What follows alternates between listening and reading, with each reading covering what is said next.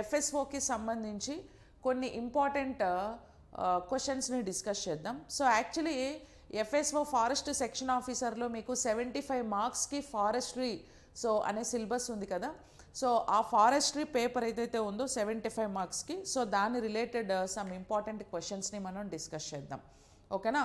మనకు మండే నుంచి రేపటి నుంచి సో ఏపీ ఎఫ్ఎస్ఓ మెయిన్స్కి సంబంధించి ఫారెస్ట్రీ పేపర్ మీద ఎంసీక్యూస్ బ్యాచ్ అనేది లైవ్ బ్యాచ్ అనేది స్టార్ట్ అవుతుందండి. సో ఎవరైనా ఇంట్రెస్టెడ్ క్యాండిడేట్స్ ఉంటే సో ఎన్రోల్ చేసుకోండి. సో రేపు మీకు ఆల్రెడీ కోర్స్లో కూడా క్లాసెస్ ఏ టైంకి ఏంటి అని నేను షెడ్యూల్ చేసి పెట్టేశాను.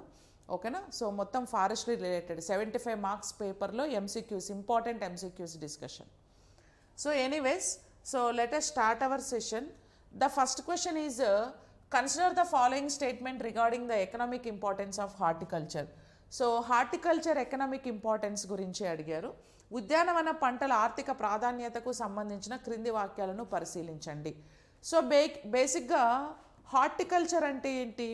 కల్టివేషన్ ఆఫ్ ఫ్రూట్, ఫ్లవర్స్, వెజిటేబుల్స్ని మనం హార్టికల్చర్ అనేసి పిలుస్తారు కదా.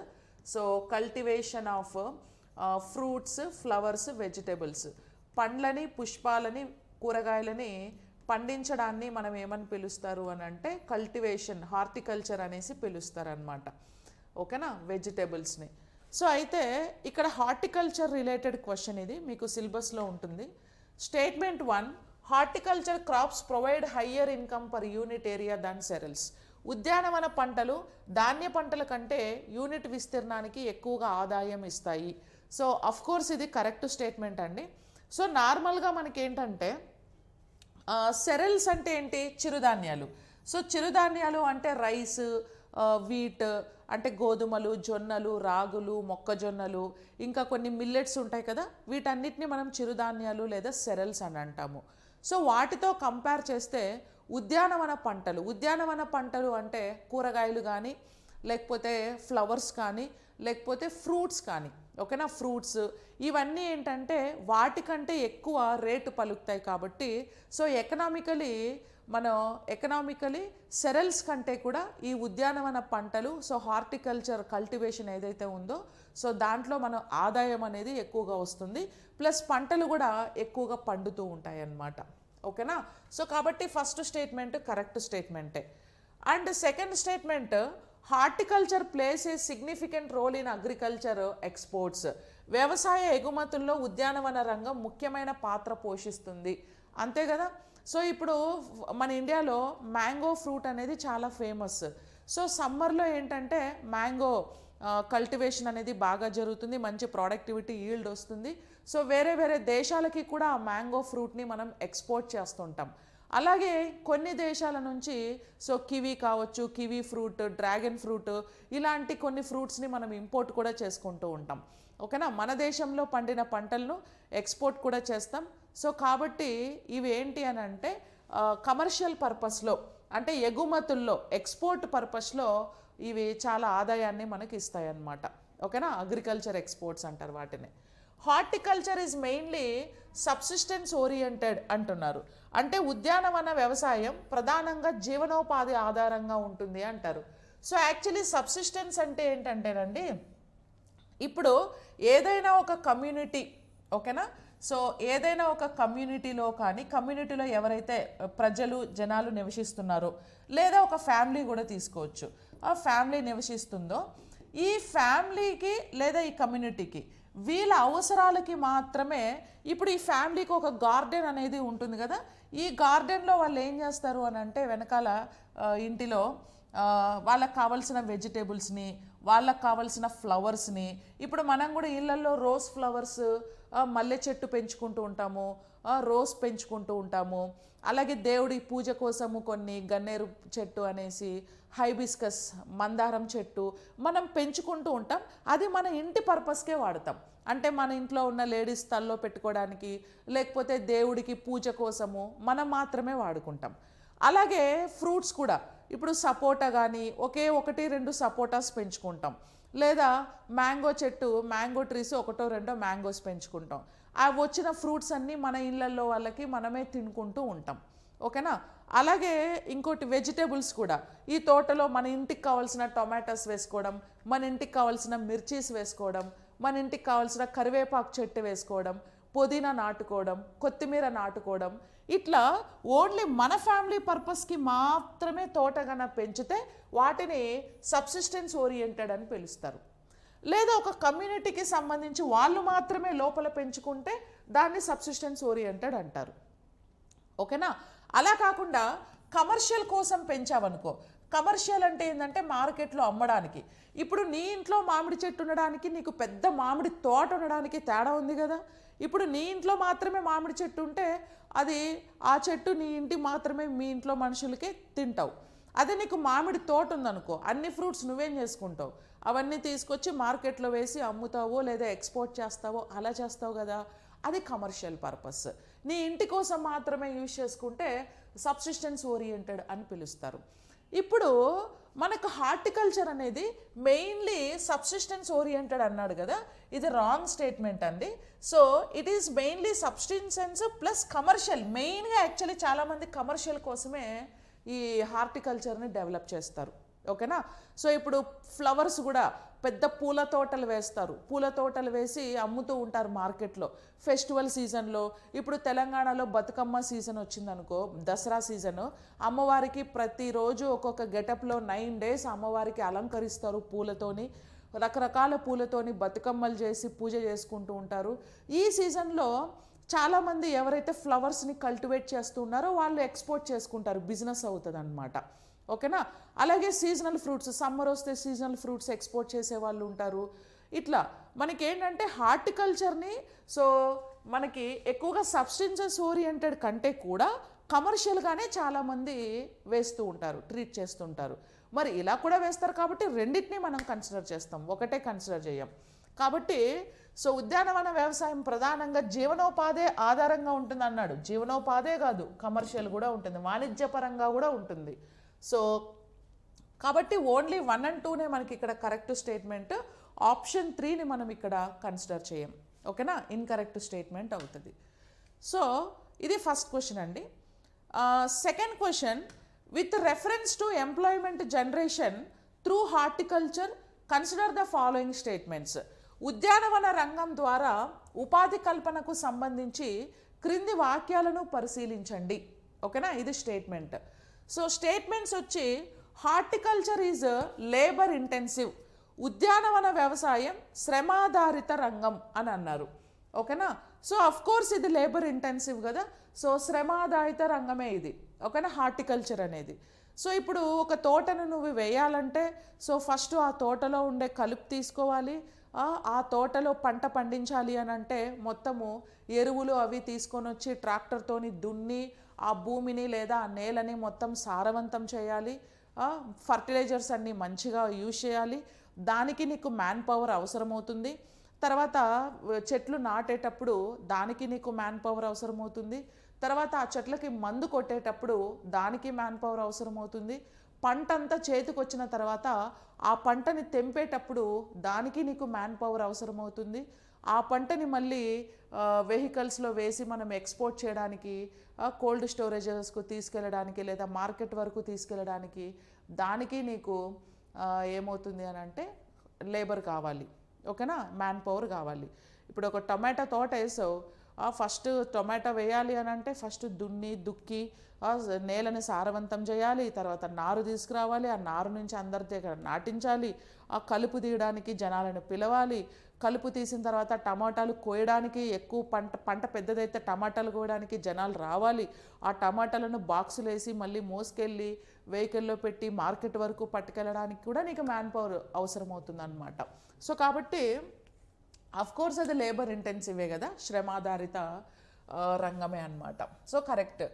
And it generates employment only during harvest season. ఇది కేవలం పంట కోత కాలంలో మాత్రమే ఉపాధిని కల్పిస్తుంది. లేదు, ఇప్పుడు ఫర్ ఎగ్జాంపుల్ టొమాటో ఉంది కదా, సో ఈ టొమాటో హార్వెస్టింగ్ సీజన్ అంటే ఏంటంటేనండి ఫైనల్ స్టేజ్. అంటే పంట అంతా పండిపోయిన తర్వాత ఆ పంట మన చేతికి రావడానికి, ఆ పంట ఎప్పుడైతే మనకు చేతికి వస్తుందో, ఏ సీజన్లో వస్తుందో దాన్ని హార్వెస్టింగ్ సీజన్ అంటారు. ఇప్పుడు పంట కోత కాలం అంటారు దాన్ని. ఇప్పుడు మ్యాంగోస్ ఉన్నాయా, మ్యాంగో మీరు తోటలు ఎప్పుడైనా వేయచ్చు, దాన్ని చెట్లను ఎప్పుడైనా పెంచచ్చులే. కానీ మ్యాంగో సీజన్ ఏంటంటే సమ్మర్లో ఏప్రిల్, మే, జూన్ ఈ 3 మంత్స్లో మ్యాంగో సీజన్ వస్తుంది కదా. ఈ సీజన్ని హార్వెస్ట్ సీజన్ అంటారు. ఓకేనా, అంటే పంట కోత చేతికి వచ్చే సీజన్ హార్వెస్ట్ సీజన్. ఇప్పుడు నీకు హార్వెస్ట్ సీజన్లో మాత్రమే సో ఎంప్లాయ్మెంట్ అనేది ఇస్తుంది అని అంటున్నారు. సో హార్వెస్ట్ సీజన్లో మాత్రమే ఎందుకు ఎంప్లాయ్మెంట్ ఇస్తుంది అంటే పంట కోతకే నీకు జనాలు కావాలా? నో, నువ్వు పంట వేద్దామని థాట్ నీ మైండ్లోకి వచ్చినప్పటి నుంచి నువ్వు లేబర్ని పిలవాల్సిందే. ఓకే, నువ్వు వేసే క్వాంటిటీ అంటే నువ్వు ఎంత విస్తీర్ణంలో ఎంత పంట వేస్తావో, ఇప్పుడు పంట ఎక్కువ వేయాలనుకున్నావు అనుకో, ఎక్కువ భూమిని చదును చేయాలి, ఎక్కువ భూమిని దున్నాలి, ఎక్కువ ఎరువులు వేయాలి, నాట్లు వేయడానికి మనుషుల్ని పిలవాలి, అవి తర్వాత పెరిగేటప్పుడు వాటిని కలుపు తీయడానికి, కలుపు మొక్కలు తీయడానికి గడ్డి తవ్వుతారు కదా, దానికోసము నువ్వు మనుషుల్ని పిలవాలి. ఓకే, అండ్ ఇప్పుడు వేరుశనగ అనుకోండి, వేరుశనగ కూడా అంతే కదా, కలుపు తీయడానికి పిలవాలి, మళ్ళీ చెట్లు పీకడానికి పిలవాలి, మళ్ళీ అది తీసుకెళ్ళి మోపులేసి మళ్ళీ వాటిని తెంపడానికి పిలవాలి. సో కాబట్టి మ్యాన్ పవర్ పంట చేతికి వచ్చేటప్పుడే కాదు, మనం పంట పెట్టాలనుకున్నప్పుడు అప్పటి నుంచి కూడా మనము లేబర్ని పిలవాల్సి వస్తుంది. సో కాబట్టి ఇది నా రాంగ్ స్టేట్మెంట్ అనమాట. ఓకేనా, women employment is significant in nursery and post harvest activities అన్నారు. నర్సరీలు మరియు కోత అనంతరం కార్యకలాపాలలో మహిళల ఉపాధి ముఖ్యమైనది. సో అఫ్ కోర్స్ ఇది చాలా కరెక్ట్. ఎందుకంటే మనకి ఇప్పుడు వరి పంట చేతికి వచ్చేసింది అనుకో, ఆ గడ్డిని తీయడానికి కానీ లేకపోతే మొత్తం క్లీన్ చేయడానికి కానీ సో ఉమెన్ మ్యాన్ పవర్ని మనం ఎక్కువగా పిలుస్తూ ఉంటాం. వరి నాట్లు కూడా ఎక్కువగా ఉమెన్నే వేస్తూ ఉంటారు, టమాటాలు కూడా ఎక్కువగా ఉమెన్ వేస్తూ ఉంటారు. అంటే ఎందుకంటే మెన్ వేయరా అంటే వేస్తారు, కాకపోతే ఇప్పుడు మీరు ఆలోచిస్తే కనుక మెన్ ఏం చేస్తారు, అబ్బాయిలు ఏం చేస్తారు, మడకలు కట్టి దున్నడం, ఓకేనా, లేదా మ్యాన్ పవర్ని పిలుచుకురావడం, లేదా ఆ మూటలు గోదాముల్లో వేసి ఆ మూటలు మోయడం, ఇలాంటి పనులు బాయ్స్ ఎక్కువ చేస్తుంటారు. సో ఆడవాళ్ళు ఎక్కువ ఏం చేస్తూ ఉంటారంటే ఇప్పుడు దున్నడం అనేది మగాళ్ళు చేస్తారు, దున్నేసిన తర్వాత వరి నాట్లు అనేది ఆడవాళ్ళు వేస్తారు. ఓకే, వరంతా కోసేసేయడం మోస్ట్లీ లేడీస్కి వస్తారు, కోసిన తర్వాత వాటిని మోయడం కానీ లేకపోతే మిషన్తో కొట్టించడం కానీ ఇలాంటి కొంచెం టఫెస్ట్ పనులు బాయ్స్ ఎక్కువ చేస్తుంటారు. కాబట్టి అట్లా డివైడ్ చేస్తారు అంతే, ఎవరు ఏదైనా చేయొచ్చు. ఓకేనా, సో కాబట్టి అఫ్కోర్స్ ఇది కూడా కరెక్ట్ స్టేట్మెంటే. సో కాబట్టి 1 and 3 కరెక్ట్ స్టేట్మెంట్. ఆప్షన్ 2 అనేది మనకి ఈ క్వశ్చన్కి ఇన్కరెక్ట్. అర్థమైందా? Regarding the environmental benefits of horticulture consider the following. పర్యావరణ పరిరక్షణలో ఉద్యానవన లాభాలకు సంబంధించి క్రింది వాక్యాలను పరిశీలించండి అన్నాడు. అంటే హార్టికల్చర్ బెనిఫిట్స్ ఏంటి, లాభాలేంటి, నువ్వు ఉద్యానవన పంటలు పండించడం వల్ల నీకు ఒరిగేది ఏంది, నీకు వచ్చే లాభం ఏంది అనేది ఇక్కడ question. So helps in soil conservation. So ఇది మట్టి సంరక్షణకు సహాయపడుతుంది. ఓకే, సో సాయిల్ కన్జర్వేషన్ అంటే భూమి కన్జర్వేషన్ కాపాడడం కోసం ఇది. ఇప్పుడు ఎలా సాయిల్ కన్జర్వేషన్ అని అంటే, సో ఇప్పుడు చూడండి, నువ్వు ఏదన్నా లైక్ ఇప్పుడు ఈ పర్టికులర్ ల్యాండ్లో వరి వేసావనుకో, సో వరి ఏంటంటే నువ్వు పక్కపక్కనే ఇలా వేస్తూ ఉంటావు. ఓకేనా, పక్కపక్కనే వేస్తూ ఉంటావు. ఈవెన్ వేరుశనగ వేసావనుకో, వేరుశనగ కూడా ఒక చెట్టు తర్వాత ఒకటి మినిమం కొంచెం గ్యాప్ వచ్చి ఇట్లా వేరుశనగ వేస్తా వచ్చేస్తావు. ఇక్కడ నీకు సాయిల్ కన్జర్వేషన్ ఎక్కువ జరుగుతుంది. సాయిల్ నుంచి వాటర్ ఎక్కువ తీసుకుంటే న్యూట్రిషన్ కూడా ఎక్కువ తీసుకుంటుంది. సో ప్లస్ వచ్చే అంత పంటలో కూడా నీకు మరీ అంత ఆదాయం రాదు. అదే నువ్వు ఒక మ్యాంగో ప్లాంట్ వేసావు, మ్యాంగో తోట వేసావనుకో, ఇక్కడ ఓ ప్లాంట్ వేస్తే చాలా డిస్టెన్స్ ఇచ్చి ఇక్కడ ఇంకో ప్లాంట్ వేస్తావు. ఎందుకంటే ఇవి పెద్ద పెద్ద చెట్లు, బ్రాంచెస్, సబ్ బ్రాంచెస్ ఎక్కువ వస్తాయి. ఒక చెట్టు మీద ఒక చెట్టు ఇట్లా అల్లేసుకొని ఇట్లా ఉంటే కూడా వాటికి పెరగడానికి స్పేస్ ఉండాలి. అవి పెరగడానికి, గ్రో అవ్వడానికి వాటికి స్పేస్ ఉండాలి. అందుకని కొంచెం డిస్టెన్స్లో వేస్తారు. సో డిస్టెన్స్లో వేయడం వల్ల ఈ సాయిల్ అంతా ఖాళీగానే ఉన్నట్టు కదా. ఈ ఖాళీగా ఉండే సాయిల్లో ఇంకో పంట కూడా వేయచ్చు, లేకపోతే వేయకుండా ఉండొచ్చు. సో అప్పుడు ఈ భూమిలో ఉండే ఎరువులు కానీ వాటర్ కానీ తగ్గినట్లే కదా, దీంతో కంపేర్ చేస్తే దీంతో తగ్గినట్లే కదా. అందుకే సాయిల్ కన్జర్వేషన్ అని పిలుస్తారు. ఓకేనా, సో హార్టికల్చర్లో పండ్లను పెంచే మొక్కలు ఏవైతే ఉన్నాయో అవన్నీ పెద్ద పెద్ద చెట్లు ఉంటాయి కాబట్టి చాలా డిస్టెన్స్ ఇచ్చి పెంచుతారనమాట. సో ఈ ఫ్రూట్స్ వల్ల మీకు ఆదాయం కూడా ఎక్కువ వస్తుంది. అందుకే సాయిల్ కన్జర్వేషన్లో ఈ ఉద్యానవన పంటలు ఉపయోగపడతాయి. Next reduces atmospheric carbon dioxide అంటారు. రెడ్యూసెస్ అట్మాస్ఫిరిక్ కార్బన్ డైఆక్సైడ్ అంటే యాక్చువల్లీ హార్టికల్చరే కాదు, ఏ పంటైనా పెంచడం వల్ల ఓకే. సో ఎన్విరాన్మెంట్లో ఏమవుతుంది, కార్బన్ డైఆక్సైడ్ అనేది తగ్గిస్తాయా అనేది ఇక్కడ క్వశ్చన్. ఇవేం చేస్తాయంటే ఫోటోసింథసిస్ అనే ప్రాసెస్లో ఇన్వాల్వ్ అవుతాయి కదా. ఈ ఫోటోసింథసిస్ ప్రాసెస్లో కార్బన్ డైఆక్సైడ్ని తీసుకొని ఆక్సిజన్ అనే గ్యాస్ని ఇవి బయటకి రిలీజ్ చేస్తాయి. అంతేనా? అంటే మొక్కలు నీకు పెంచేదే. ఇప్పుడు ఫర్ ఎగ్జాంపుల్ ఈ మొక్కలు హార్టికల్చర్ ఇదంతా రైతులకి ఆదాయం కోసం పెంచుకుంటారు.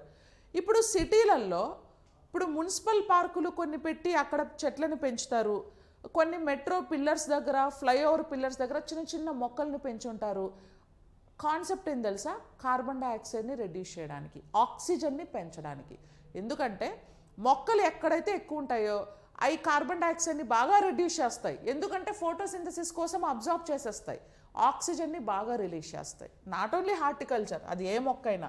సో కాబట్టి రెడ్యూసెస్ అట్మాస్ఫియరిక్ కార్బన్ డైఆక్సైడ్ కరెక్టే అది, ఓకేనా. And always increase ground water depletion అన్నారు కదా, ఎల్లప్పుడూ భూగర్భ జలాల మోతాదును తగ్గింపుకు కారణమవుతాయి. అట్లా మాట్లాడుకుంటే మొక్కలే ఎవరు పెంచరు, ఓకేనా. దానికి ఇవేం కారణం కాదు. ఇప్పుడు అండర్ గ్రౌండ్ వాటర్ అంటే భూమి లోపల మనకు నీళ్ళు ఉంటాయి కదా, ఈ భూమి లోపల నీటి తగ్గుదలకి ఇవి కారణమవుతాయి అని అంటున్నారు, ఓకే. ఇప్పుడు ఫర్ ఎగ్జాంపుల్ అండి, ఇవి తగ్గుదలకు ఒకవేళ కారణమైతే ఇప్పుడు ఈ మొక్క ఏం చేస్తుంది, రూట్స్ని యూజ్ చేసి రూట్స్ త్రూ అండర్ గ్రౌండ్ వాటర్ని అబ్జార్బ్ చేసి మంచిగా ఫోటోసింథసిస్లో ఇన్వాల్వ్ అవుతుంది. ఫోటోసింథసిస్లో ఇన్వాల్వ్ అవడం వల్ల మంచిగా ఆక్సిజన్ని బయటకు రిలీజ్ చేస్తుంది, ఎన్వైర్న్మెంట్ క్లీన్గా ఉంటుంది.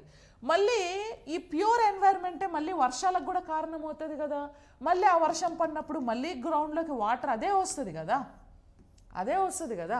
అంటే ఇది వాడేసుకున్నంత మాత్రాన అండర్ గ్రౌండ్ వాటర్ తగ్గిపోతుంది అనేది అది కరెక్ట్ కాదు. అట్లయితే మొక్కల్ని పెంచమని ఎవరూ చెప్పరు. అండర్ గ్రౌండ్ వాటర్ తగ్గిపోయి నీకు వాటర్ కరువు వస్తుంది అని అంటే ఎవరూ చెప్పరు. ఈ జరగడం వల్ల నీకు ఇంకా వర్షాలు బాగా పడతాయి, మేఘాలు బాగా ఏర్పడతాయి, మంచి ఆక్సిజన్ వస్తుంది, దీనివల్ల ఓజోన్ పొల్యూషన్ తగ్గుతుంది, గ్లోబల్ వార్మింగ్ తగ్గుతుంది, ఇంకా నేచర్ అంతా మంచిగా ఉంటుంది కదా. మీకు తెలుసో లేదో, కోవిడ్ టైంలో ఒక 2 ఏళ్ళు లాక్డౌన్ వేస్తే ఆ 2 సంవత్సరాలు మనుషులు ఎవరు బయటికి రాకపోవడం వల్ల ఓజోన్ కూడా హీల్ అయింది, గ్లోబల్ వార్మింగ్ కూడా కంట్రోల్ అయింది, కార్బన్ ఎమిషన్స్ అన్నీ కంట్రోల్ అయ్యి నేచర్ అంతా బాగా ప్యూర్ అయ్యి వర్షాలు కూడా బాగా పడ్డాయి, వరదలు వచ్చేసి అంత వర్షాలు పడ్డాయి తెలుసా ఆ టైంలో. అంటే ఇక్కడ అండర్ గ్రౌండ్ వాటర్ తగ్గడం అనేది ఎందుకు ప్లాంట్స్ వల్లే అనుకుంటావు, గ్లోబల్ వార్మింగ్ వల్ల అవచ్చు కదా. ఓజోన్ పొల్యూషన్ వల్ల అల్ట్రావైలెట్ సీ రేడియేషన్స్ భూమి మీదకి వచ్చి ఆ హీట్, ఆ వేడి అంతా అబ్జార్బ్ చేసేసేయడం వల్ల అండర్ గ్రౌండ్ వాటర్ తగ్గొచ్చు కదా. అవి మెయిన్ కారణాలు, మొక్కలు పెంచడం మెయిన్ కారణం కాదు, ఓకేనా. సో కాబట్టి ఇది ఆప్షనే యూజ్లెస్ ఇది. సో కాబట్టి ఓన్లీ 1 and 2 అనేది మనకు రైట్ స్టేట్మెంట్స్, ఓకేనా. సో మామూలుగా ఏంటంటేనండి, వాటర్ ఎక్కువ అండర్ గ్రౌండ్ వాటర్ ఈ రాక్స్ ఉన్నాయి చూసారా, సాయిల్, ఆ రాక్స్ నుంచి కానీ లోపల ఉండే మట్టిలో నుంచి కానీ ఇవి ఏమవుతాయంటే ఊరుతాయి అన్నమాట. రాళ్ళ నుంచి లోపల ఉండే మట్టిలో నుంచి ఊరుతాయి. వాటిని మనం బోర్లు, పైపులు వేసి పైకి లాక్కుంటాం అన్నమాట. సో ఇక్కడ చూసారా పైన కల్టివేషన్ ఉంది కదా. సో అవన్నీ కూడా ఏంటి అంటే రూట్స్ అంతా ఇక్కడ కిందకు వచ్చి ఈ వాటర్ని అబ్జార్బ్ చేసుకుంటాయి, ఓకేనా. అండర్ గ్రౌండ్ వాటర్ అలా ఉంటుంది. సో యాక్చువల్లీ ఇక్కడ మీకు చూడండి, ground water is primarily stored in. Ground water అనేది ఎక్కడ స్టోర్ అవుతుంది, ఓకే. మీకు గ్రౌండ్ వాటర్, సర్ఫేస్ వాటర్ అని 2 టైప్స్ ఉంటాయి, ఓకేనా. Surface water, ground water, surface water అని 2 టైప్స్ ఆఫ్ వాటర్ ఉంటాయి, లేదా సబ్ సర్ఫేస్ వాటర్ అంటూ ఉంటారు. ఇప్పుడు సర్ఫేస్ వాటర్ అంటే ఏంటంటే, surface water is the water that is above the surface of earth. అంటే ఇప్పుడు ఇది ఎర్త్ కదా, ఈ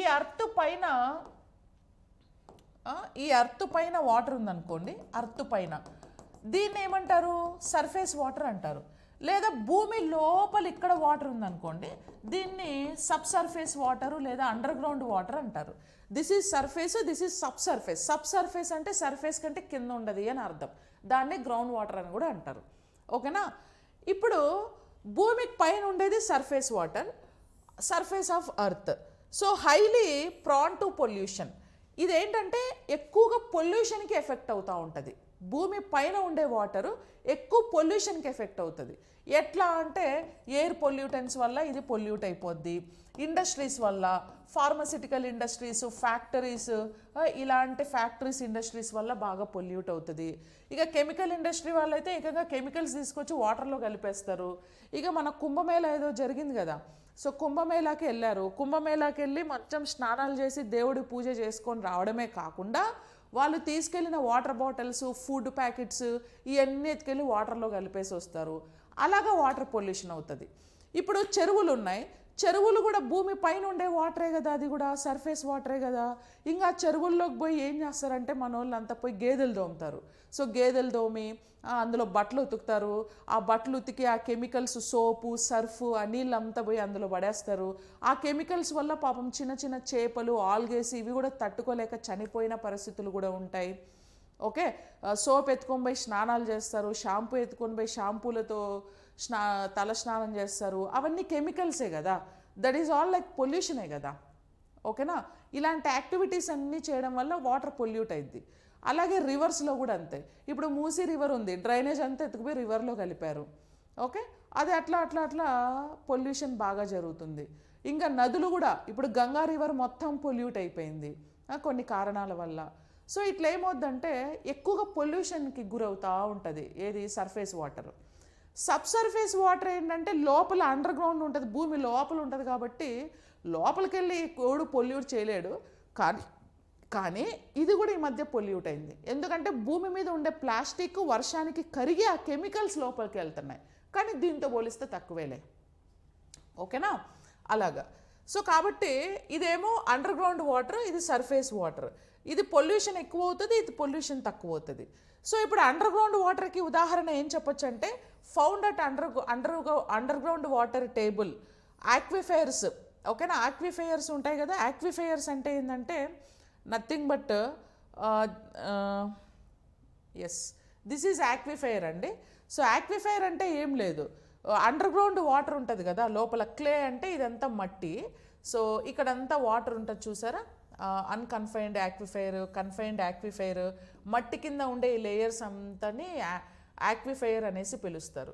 ఈ ఆక్విఫైర్ ఉండే వాటర్ అంతా కూడా ఏం చేస్తారంటే ఇట్లా పైపులు వేస్తారు, పైపులు వేసి బోరు బావులు వేసి పైకి తీస్తారు, లేదా బావులు తవ్వుతారు కదా, ఆ బావులు తవ్వినప్పుడు కూడా ఆ వాటర్ అంతా బావులలోకి వెళ్ళి స్టోర్ అవుతుంది అన్నమాట. ఓకేనా?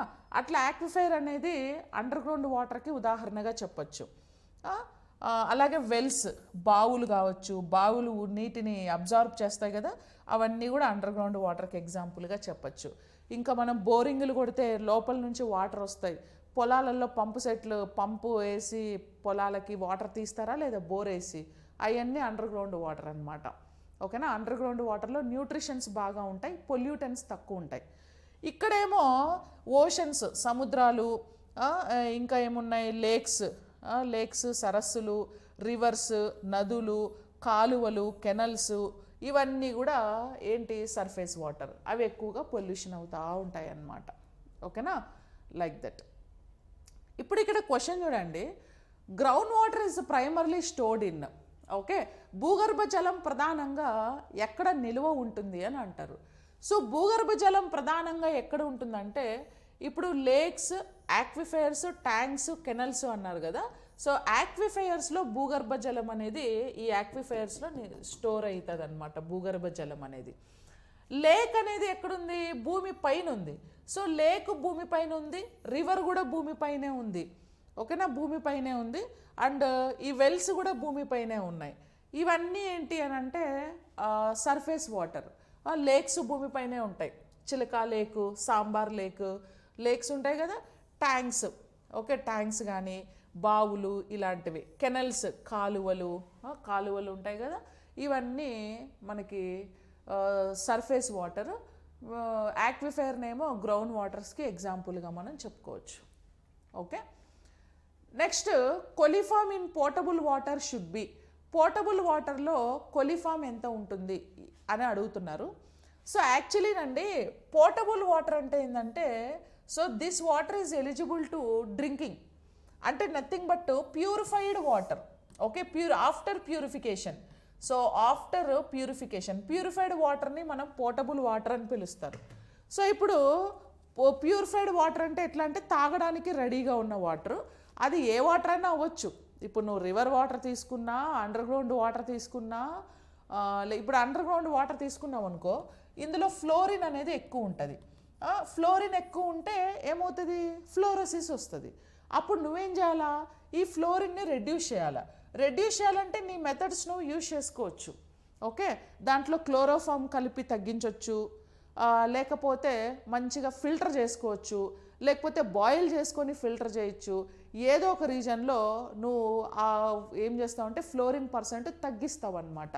సో తగ్గించినప్పుడు ఈ వాటర్ ఏమవుతుందంటే తాగడానికి ఎలిజిబిలిటీ వస్తుంది. దాన్నే పోర్టబుల్ వాటర్ అంటారు. లేదా వాటర్లో ఏమైనా బ్యాక్టీరియాస్ కానీ వైరస్లు కానీ సూక్ష్మజీవులు చిన్న చిన్న జర్మ్స్ ఇవన్నీ కూడా వాటర్లో ఉంటాయి కదా. సో వాటన్నిటినీ కూడా రిమూవ్ చేసి నువ్వు తాగడానికి రెడీగా ఫిల్టర్ చేసి యూజ్ చేసుకునే వాటర్ని పోర్టబుల్ వాటర్ అంటారు. అయితే కొలిఫామ్ అనేది ఏంటి అంటే ఇది ఒక బ్యాక్టీరియా అండి. ఈ బ్యాక్టీరియా మనకి ఎక్కువగా ఎందులో అబ్జర్వ్ చేస్తామంటే వాటర్లోనే ఈ బ్యాక్టీరియా ఉంటుందన్నమాట, కొలిఫామ్ బ్యాక్టీరియా. ఈ కొలిఫామ్ బ్యాక్టీరియా వాటర్లో ఉంటే వాటర్ ఏమీ కలర్ చేంజ్ అవ్వదు, టేస్ట్ కూడా మారదు. అసలు వాటర్ టేస్ట్ ఏముంటుందండి, టేస్ట్ ఉండదు కదా వాటర్కి. సో వితౌట్ టేస్ట్, అదేదో సినిమాలు అంటాడు కదా, ఏం మాట్లాడాలో తెలియక హీరోయిన్ వాళ్ళ ఇంటికి వెళ్ళినప్పుడు ఆమె వాటర్ ఇస్తుంది, వాటర్ ఇస్తే మంచినీళ్ళు చాలా బాగున్నాయండి అని అంటాడు.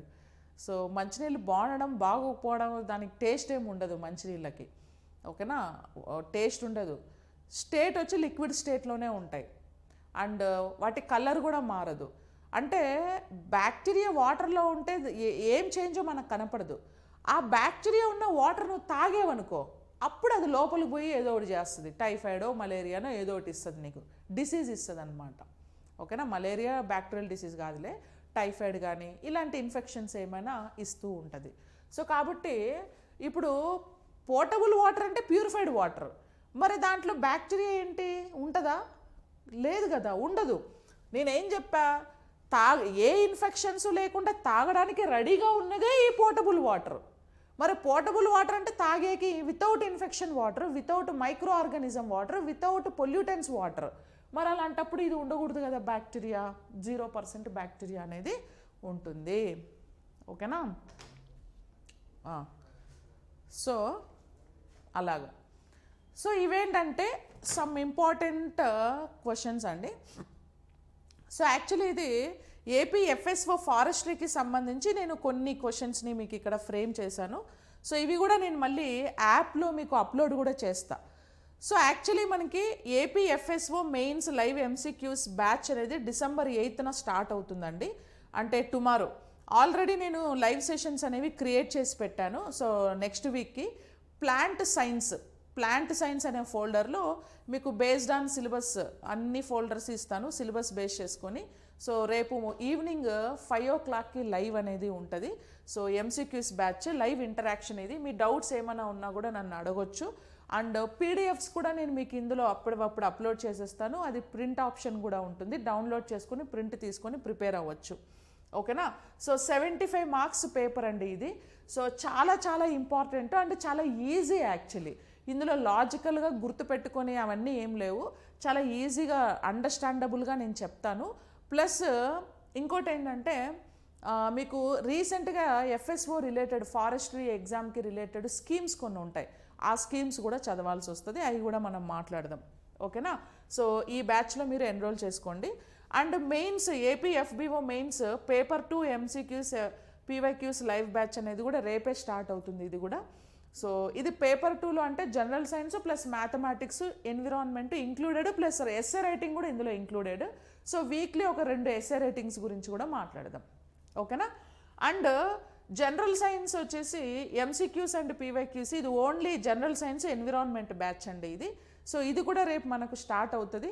అండ్ ఫస్ట్ ఈ రెండిట్లో కామన్ టాపిక్స్ ఉన్నాయి కాబట్టి ఇందులో ఎన్రోల్ చేసుకున్న వాళ్ళకి రేపు లైవ్ ఉంటుంది 2 o'clockకి. సో ఫస్ట్ లైవ్ మీకు అందరికీ ఫ్రీగానే నేను ఫ్రీ యాక్సెస్ ఇచ్చాను లివింగ్ వరల్డ్లో this live. Okay, mode of nutrition unlock ఇప్పుడే చేశాను. సో అందరూ ఫ్రీగా ఇది జాయిన్ అవ్వచ్చు ఈ లైవ్కి. ఒకసారి వినండి. అండ్ యూట్యూబ్ లైవ్ కూడా వస్తుంది, ఫస్ట్ ఫ్రీ డెమో కాబట్టి అందరికీ. ఇంకా తర్వాత డైలీ మనకు లైవ్ ఉంటుంది. సో లైవ్ క్లాసెస్లో ప్రతి ఒక్కరు జాయిన్ అవ్వాలి. చాలామంది ఎన్రోల్ చేసుకున్నారు ఇప్పటికే. సో అడ్మిషన్స్ అన్నీ జరిగాయి. అందరూ కూడా లైవ్ క్లాసెస్కి కంపల్సరీ అటెండ్ అవ్వాలి. ఎందుకంటే అది మీకు ఏమైనా డౌట్స్ ఉన్నా ఏమున్నా మనం డైరెక్ట్గా ఇంటరాక్ట్ అవ్వచ్చు. ఒక 10-15 నిమిషాలు క్లాస్ లేట్ అయినా పర్లేదు. సో కొంచెం క్లియర్గా మనకు డిస్కషన్ అనేది నడుస్తుంది. కాబట్టి మీకు అటెండ్ అవ్వకపోయినా రికార్డెడ్ వీడియోస్ యాప్లో అవైలబుల్గా ఉంటాయి, తర్వాత కూడా చూసుకోవచ్చు. కానీ లైవ్ వస్తే మంచిది. ఓకేనా? పీడిఎఫ్స్ కూడా నేను ఇస్తాను, రన్నింగ్ నోట్స్ కూడా రాసుకోవాలి. కొంచెం సీరియస్గా చదవండి. సో ఈ కోర్సులు మాత్రం చాలామంది కొన్నారు. యాక్చువల్లీ కొనేది మాత్రం మస్తు మంది కొన్నారు నిన్న ఈరోజు. అయితే కొనడం మ్యాటర్ కాదు, ప్రతిరోజు లైవ్ క్లాసెస్కి అటెండ్ అవ్వాలి. ప్రతిరోజు చెప్పిన హోంవర్క్ ఎక్సర్సైజెస్ ఏమైతే చెప్తానో అవన్నీ చేయాలి. Okay, at the same time ఇప్పుడు ఎస్ఏ రైటింగ్ అనుకో, నేను ఒకటి మీకు ఎక్స్ప్లెయిన్ చేసి మీకు ఇంకో టాపిక్ ఇస్తాను. ఆ టాపిక్ మీద మీరే కూర్చొని ఒక 5-10 మినిట్స్ ఇన్వెస్ట్ చేసి క్వశ్చన్ రాయాల్సి ఉంటుంది. ఈ ఎక్సర్సైజెస్, ఈ యాక్టివిటీస్ అన్నీ చేస్తే పక్కాగా మీకు నో డౌట్ మ్యాక్సిమం స్కోర్ చేయొచ్చు. ఈ 1.5 months చాలు. ఇప్పటి వరకు మీరు చదివింది, చదవకపోయినవి. ఇప్పుడు నేను ఎలాగో క్వశ్చన్ ఎక్స్ప్లెయిన్ చేసేటప్పుడు 4 ఆప్షన్స్ నేను ఎక్స్ప్లెయిన్ చేస్తాను. సో 4 ఆప్షన్స్ ఎక్స్ప్లెయిన్ చేస్తా కాబట్టి మీకు కాన్సెప్ట్ అనేది చాలా ఈజీగా మంచిగా కవర్ అవుతుంది. ఓకేనా? Don't neglect. సో యూటిలైజ్ చేసుకోండి ఈ ఆపర్చునిటీ.